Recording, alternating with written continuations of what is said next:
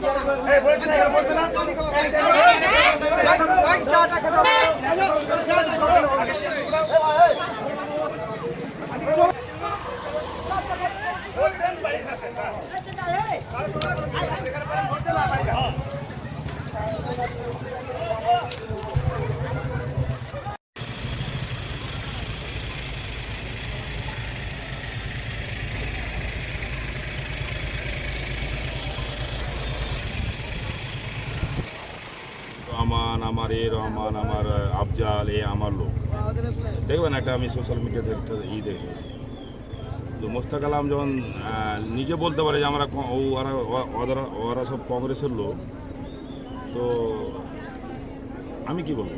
মোস্তাক আলম নিজে বলছে। अरे भाई देखो, बदनाम उस आदमी को करा जाता है जो आदमी सही होता है, जिसका दाल में कुछ काला नहीं होता। उसका खुद ही दाल में कहना है। वो खुद बोलता है कि हमने कुछ नहीं करा, चुपचाप घर पे बैठा हुआ था। अरे भाई, जब पार्टी करा तुमने तो चुपचाप क्यों बैठा हुआ था? आपने तो फोन नहीं करा उनसे, उनको बुलाया? 4 दिन फोन करा, उसको फोन नहीं उठाया उसने।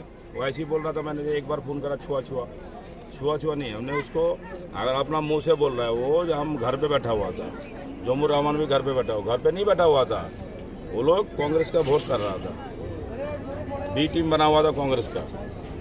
आप कर रहा था कांग्रेस का नेता को फाइनेंस। मेरा पास सारा सबूत है। বিরিয়ানির ভোজ করেছিল সমস্ত দুটো যে আমাদের যে আছে বুথ আছে, দুটো বুথের 1200 বিরিয়ানির ভোজ করেছে এবং 500 টাকা করে দিয়েছে প্রত্যেকটা লোককে। এটা কিন্তু আমাদের কাছে প্রমাণ আছে এবং যারা গেছে, যারা পেয়েছে, তারাই বলছে যে আমরা আমাদের এক প্যাকেট করে বিরিয়ানি এবং 500 টাকা করে আমাদের দিয়েছে। এটার উদ্দেশ্য কি? তো বলছে যে ভোটটা দিতে হবে মতিউরকে, ভোটটা দিতে হবে না, কংগ্রেসকে ভোটটা দিতে হবে। তো এটা কে বলেছে? ওখানকার যারা ছিল সবাই, যারা নেতৃত্ব মন্ত্রীর অনুগামীরা, মন্ত্রীর যারা অনুগামী ছিল তারাই কিন্তু বলেছে। কিভাবে দেখছেন গোটা বিষয়টা? বিষয়টা হচ্ছে,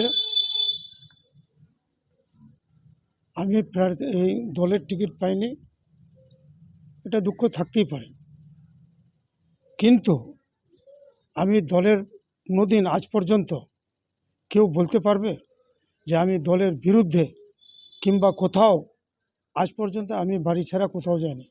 আমাকে দল অভিষেক ব্যানার্জি বলেছিল, আমি সেখানে গেছিলাম, আমাকে যেরকম বলেছিল, কিন্তু কোনো প্রচারে আজ পর্যন্ত ডাকেনি। একদিন খালি মিছামিছি একটা ফোন করে বললো আমি আছেন কোথায়, কিন্তু এটা নাই যে কোনোদিন আমাকে সে ডাকলো।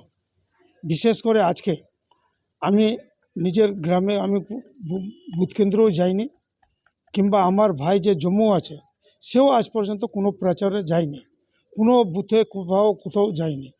কিন্তু তা সত্ত্বেও তার নামে ভুয়ো অভিযোগ আজ পর্যন্ত কেউ একটা ছবিতে দেখাতে পারে যে জম্মুর নামে কোথাও যে বলতে পারবে যে কোথাও তা সে কোনো দলের হয়ে বিষয়টা হচ্ছে তৃণমূল এখন নিজের ছায়াকেও বিশ্বাস করতে পারছে না, এখন একে অপরের দিকে দোষারোপ করছে, চরম গোষ্ঠীদ্বন্দ্ব।